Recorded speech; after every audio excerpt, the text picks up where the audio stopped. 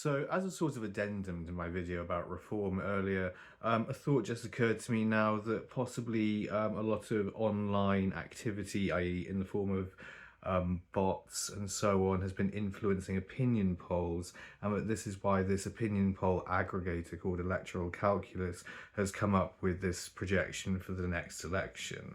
I notice this online all the time. I notice that on any kind of post where there's either a leftist message or a reform message, there'll be lots and lots of likes on the reform inflected comments, and yeah, any kind of like Green Party supporting piece will have inevitably some kind of reactionary reform supporting comment in its comment section, and that will likewise receive lots and lots of likes. So I think there's there's two possibilities in this.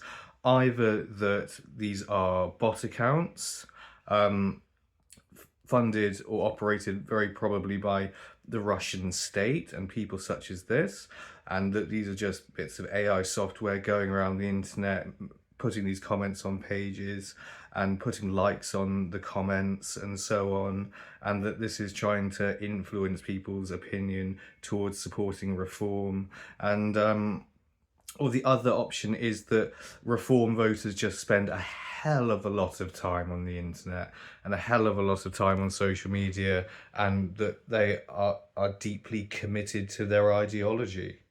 I really don't know which it is. I mean, are they trying to buy elections with this? They did this all the time. They did this prior to 2016 with the Brexit referendum, with Cambridge Analytica and so on. And that was shown to be bought out by the Russians. And the Reform Party have known links to Vladimir Putin's Russia. And Vladimir Putin, Russian oligarchs, the Kremlin, etc., is trying to influence politics in Britain. It's trying to weaken British democracy. And I'm just left wondering how these people, the way these people are getting gold into supporting reform, is via the bandwagoning effect. This is really, really important. People are sheep, basically. That's what the bandwagon effect says. It's unfortunate, but it's true, especially when people have below average intelligence and don't think for themselves and need to be led. And this happens a lot, and they can't read a variety of sources because it's too difficult for them, and that's unfortunate. But it really is. So they'll follow the most popular thing, and people will do this. They'll always go for what they believe is the most popular thing, where they think the biggest, most powerful group is investing their energy, and they want to be on the side of the biggest and most powerful group because it'll serve them in the future. This operates even in like pub politics. If somebody believes that all their mates is supporting reform, they'll support reform as well, just because they don't want to be left out of the group. Do you see what I mean? This is how it operates. This is how it proliferates. They like someone who's in a bunch of lads down the pub drinking, and politics comes up, and if you make a few snarky racist remarks, and the rest kind of laugh through bared teeth at what's going on, and then they all support the racist ones, support reform, and then they start talking about reform constantly, and then the rest of the group sort of slowly starts to adopt the same politics, the same mindset. This is how this stuff spreads. This is how it operates.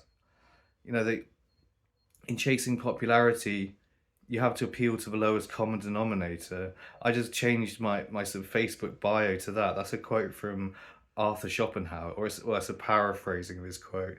He said, Schopenhauer's quote is more accurately, in order to become popular, you need to appeal to morons, which is the truth. It's a very funny quote as well, but it's a deeply true quote. And I'm sorry to say, but racism strikes me and Islamophobia strike me as being facets associated with stupid people.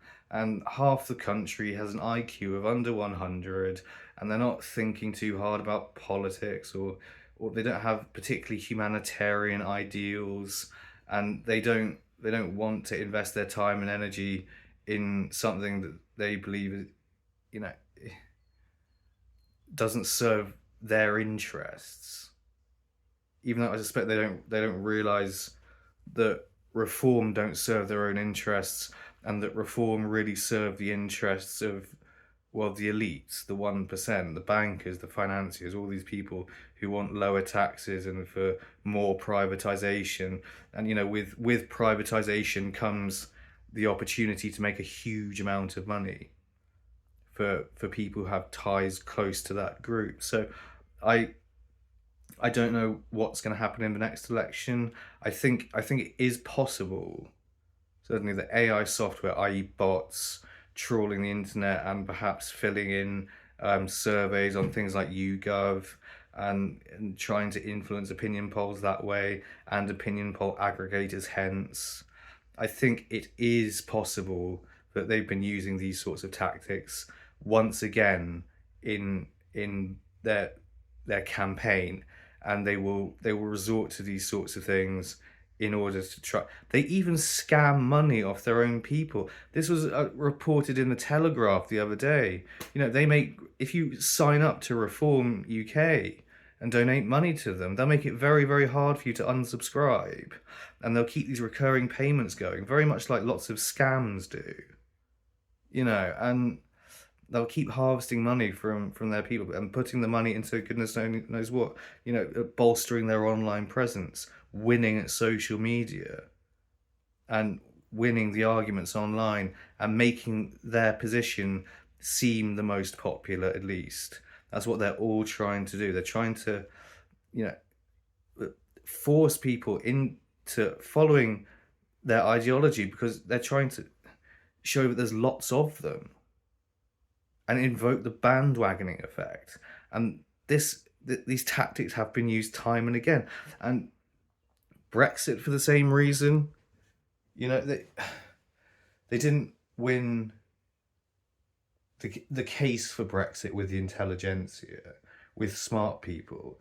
It was with the less educated demographics in society who continually vote for these things, the most susceptible to propaganda, the most easily led, the most gullible.